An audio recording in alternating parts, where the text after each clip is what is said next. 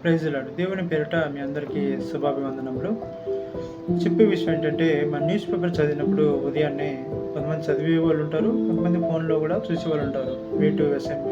Message అని ఉంటుంది కదా, యాప్ ద్వారా దాంట్లో కూడా చూస్తూ ఉంటాం. అయితే నేను చెప్పే విషయం ఏంటంటే, పేపరు స్టార్టింగ్ నుంచి ఎండింగ్ వరకు కనీసం ఒక కొన్ని చేతి వేళ్ళ మీద లెక్క పెట్టచ్చు.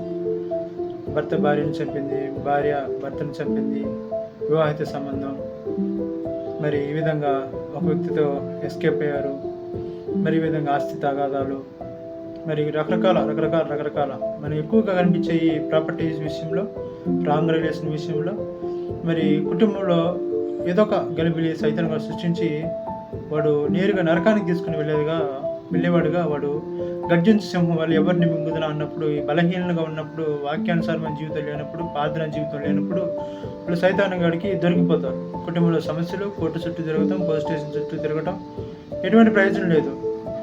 శోధన కాలంలో నేను నిన్ను కాపాడేదను. భార్య ఒక మాట్లాడింది అనుకో, భర్తగా తగ్గించుకుంటే ఏమైంది? భర్త ఒక మాట్లాడినాడు అనుకో, భార్య తగ్గించుకుంటే ఏమైంది? జుట్టు పెట్టుకుని కొట్టుకుని రోజుల్లో మనం జీవిస్తున్నాం. ఎందుకంటే దేవుడి వాక్యం లేదు వాళ్ళ దగ్గర. దేవుడి జ్ఞానం, ప్రార్థన, ఎవరై ఇంట్లో అయితే ప్రార్థన, వాక్యము, కుటుంబ ప్రార్థన, వ్యక్తిగత ప్రార్థన ఉండాలి. వ్యక్తిగత వాక్యం చదివే విషయంలో నీకు నువ్వే దేవునికి సన్నిధిలో వ్యక్తిగతంగా ప్రార్థన చేయాలి, వాక్యం చదవాలి. పక్షికి 2 రెక్కల్లాగా ఉంటాయి. మూడోది కలిసి కుటుంబంలో ప్రార్థన చేయాలి. ఈ 3 కుటుంబంలో లేవు ఈ రోజున. అందుకే గొడవలు. త్రాగుబోతు అయితే వాక్యం చెప్తుంది, మద్యపాన అల్లరిపాలు చేయను, విక్రేంతపాలు చేయను వాక్యం చెప్తుంది. తాక్కుండా ఉంటున్నారా? అది అన్నిళ్ళు వాళ్ళకి తెలియదు. వాళ్ళకి చెప్పాల్సిన మనమే. దేవుని ఆదివారం వస్తే దేవుడి ఇంటికి వెళ్ళి బైబిల్ పట్టుకొని పవిత్రం పరిశుద్ధంగా సంకలో పెట్టుకొని ఎక్కుతాం. మన సంక దాకా ఎక్కింది కానీ హృదయంలో ఎక్కట్లా. బైబిల్ వాక్యం సంక దాకా ఎక్కింది కానీ హృదయం దాకా ఎక్కట్లా. ఎవరిని తప్పుగా ఉద్దేశించి మాట్లాడలేదు. ఈ రోజుల్లో క్రైస్తవులు అట్లానే ఉన్నారు. మరి సిగరెట్ మానేయమన్నాడు దేవుడు, మానేస్తలేదు. తాగుడు జోలికి వెళ్ళొద్దన్నాడు, అవి కూడా మానేస్తలేదు. విచారం జోలికి అలాంటి ఆలోచన రావద్దంటే దురాలోచనలు గలవాడు దేశింపబడను. ఈ విధంగా అంట, దురాలోచనలు గలవాడు దేశింపబడను వాక్యం చెప్తుంది. మరి వాక్యం చెప్పినప్పుడు హృదయంలోకి వెళ్తుందా? హృదయం అన్నిటికంటే మోసకరమైనది కనుక హృదయాన్ని భద్రపరచుకున్నాము వాక్యం చెప్తుంది. ఇక్కడ యెహెజ్కేలుతో దేవుడు మాట్లాడుతున్నాడు ఇశ్రాయేల్ గురించి. ఎందుకు ఏ విధంగా వాళ్ళకి వార్నింగ్ మెసేజ్ యెహెజ్కేలుతో మాట్లాడుతున్నాడు? యెహెజ్కేలుతో చూడండి, 24:12 యెహెజ్కేలు, అలసట పుట్టు వరకు ఇంతగా శ్రద్ధ పుచ్చుకునేను, దాని విస్తారమైన మస్టు పోలేదంట. మస్టుతో కూడిన దాన్ని అగ్నిలో వేయము. నీకు కలిగిన అపవిత్రత నీ కామాతురతయే. నిన్ను శుభ్రపరచుటకు నేను పూనుకున్నాను, నీవు శుభ్రపడకపోతివి. 14 యెహోవానే నేనే మాట ఇచ్చి ఉన్నాను, అది జరుగును, నేనే నెరవేర్చేదను, నేను వెనక తీయను, కనికరింపను, సంతాపను. నీ ప్రవర్తన బట్టి, నీ క్రియలను బట్టి నీకు శిక్ష విధింపబడును. ఇదే యెహోవా తండ్రి అయిన దేవుడు నీ యొక్క ప్రవర్తన చూసి శిక్షించడానికి ఈ సమయంలోనే శిక్ష నెత్తిమీదకి రాకుండా చూసుకొని ప్రాధాయపడి ఎక్కడైనా పొరపాటు చేయకుండా జాగ్రత్త పడు. వార్నింగ్ ఇస్తున్నాడు, శిక్ష విధింపబడును. ఇదే యెహోవా వాక్కు.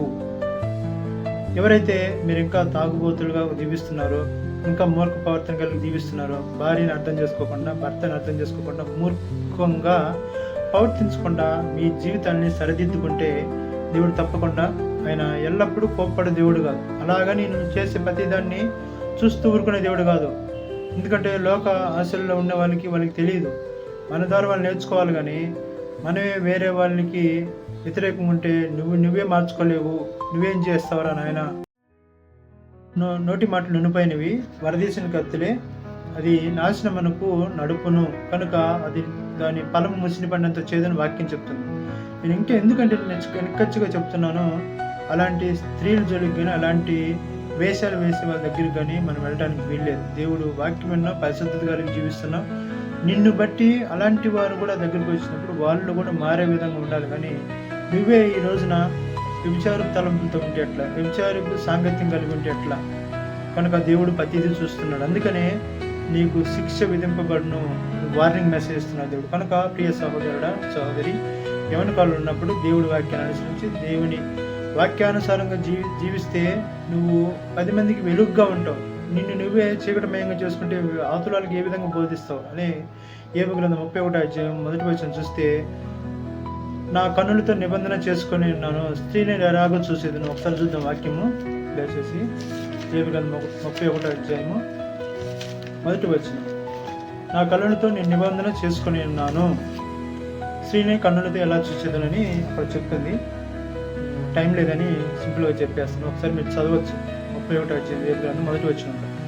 మరి దేవుడు చేతులు తలుచుకుంటున్నాను నేను చూసి, కనుక ఇకనైనా నువ్వు బాగుపడు, మారు మనసు పొందు.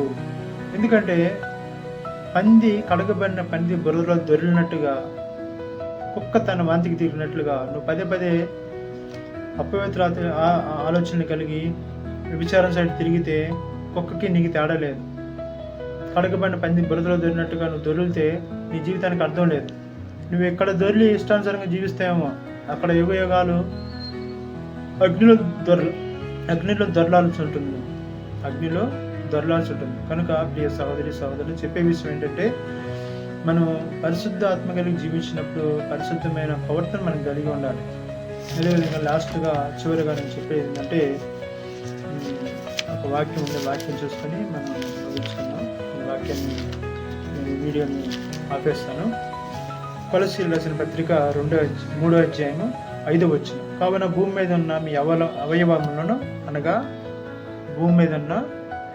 మీ అవయవములను అనగా జారత్వమును, అపవిత్రతను, కామాతురతను, దురాశను, విగ్రహారాధన అయిన ధనాపేక్షను చంపివేయుడి.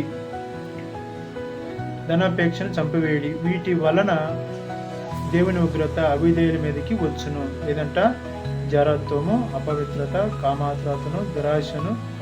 నీకు హృదయంలో ఏదైనా ఈ విధంగా అనుకుంటే వాక్యం చెప్తుంది కానీ, పైన ఆకాశం అందున, కింద భూమి అందున, భూమి కింద నేల దేని విగ్రహం చేసుకోకూడదు. ధనాపేక్ష కూడా, ధనం కోసం ఈరోజు ఇయ్యాల రేపు అనేకులు లంచగొండలుగా మారుతున్నాడు. చంపివేయడని చెప్తుంది. వాటి వల్ల దేవుని ఉగ్రత అవిధేయతల మీదకి వచ్చును. అవిధేయుల లెక్కలో ఉండకూడదు. సహోదరుడా, ఇకనైనా దేవుణ్ణి తెలుసుకున్నప్పుడు, దేవుని వాక్యాన్ని అనుసరించి నడుస్తున్నప్పుడు నిన్ను నువ్వే తీర్పు తీసుకుంటే ఈ లోకంలో, ఆ లోకంలో తీర్పు ఉండదు. నువ్వే అపవిత్రంగా చేసుకుంటే, లెక్క చెప్పవలసిన సమయంలో నువ్వు తలదించుకుంటే, జడ్జిమెంట్ అయినప్పుడు దేవుని ముందు నిలబడితే నీ జీవితం అదాగతం.